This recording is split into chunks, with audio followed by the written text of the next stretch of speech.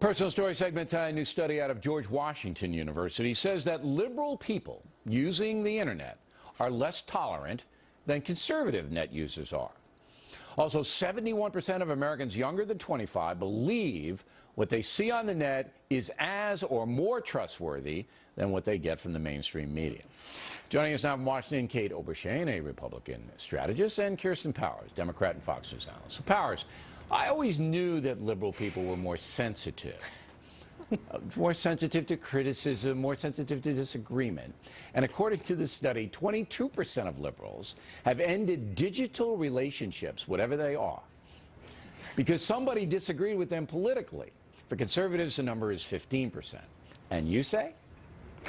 I have to say this actually jibes with sort of real-life experience that I have found, especially as I came into more contact with conservatives as I got older, because I used to really live very much in a Democratic bubble when I worked in politics.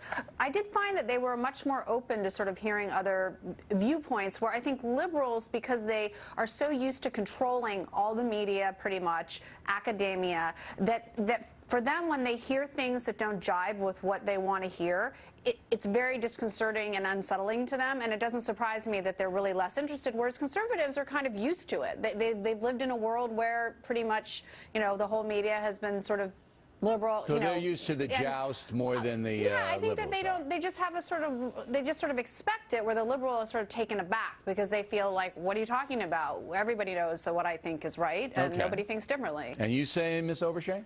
Well, in a lot of ways, I agree with Kirsten. I think that liberals are less used to having to defend themselves. They get a pass, basically, when it comes to college universities, for instance. If you disagree with the liberal orthodoxy, you get slapped with violating the campus speech codes. They don't have to defend their liberal orthodoxy, and frankly, they're not able to. I really do think that liberalism is much harder to defend, and so when somebody does attack them, they pull out the name-calling, and when that doesn't work, they try to shut down the speech, fairness doctrine, speech codes. Yeah, but you've listened to some talk radio, so I don't think that's just on the left. I mean, But look, I'll just give you my POV on this.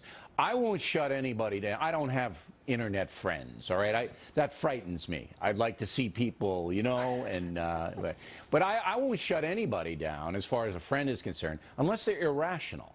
See, if I present an argument and they back it up with facts and then they go, no! And I go, oh, okay, maybe I'll see you next month. I'm out of there like Mighty Mouse, all right? But if I like back and forth as long as it's not edged in a way that they take it personally. And I think that's the crux of this study at George Washington.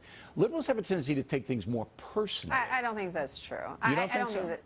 No, a few times I've made you cry on this program, Powers. I would like to say for the record, I don't think the average person is as combative as you are, Bill.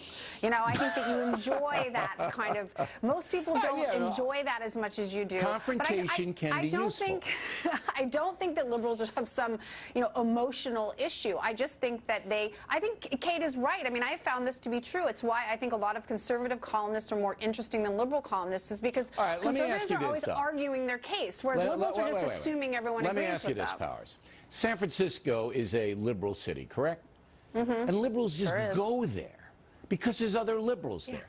Can you name one American city where conservatives just go there beside the villages in Florida? And that's golf. What are you talking about? That's like the entire golf thing South. going on down there. But at the Upper West Side of Manhattan, Greenwich Village. Texas, Alaska. Texas, I mean, there are places where everybody's conservative. Texas is a big place. Conservatives just don't go, I'm going to Texas. I'm going to Abilene. The whole South is conservative. I mean, what are you talking about? Well, there's ghettos. There's liberal ghettos. There are liberal ghettos, but they're outliers. But where's the conservative ghetto? I don't know where that is. They don't need a ghetto. They have the whole state of Texas, except for the whole state of Texas. I think you obviously haven't been to Dallas. All right, Kate, I'm giving you the last word. Why aren't there conservative ghettos? That's what I want to know. I don't think that there are conservative ghettos, because I do think conservatives love the vigorous back and forth of ideas because they know that their ideas win, whereas liberals have been conditioned to be a little bit more thin-skinned, and you've got a president that every time Republicans disagree with them, he calls them haters of the middle class or wanting to drag women back to the 1950s instead of engaging in the actual ideas. Okay. Ladies.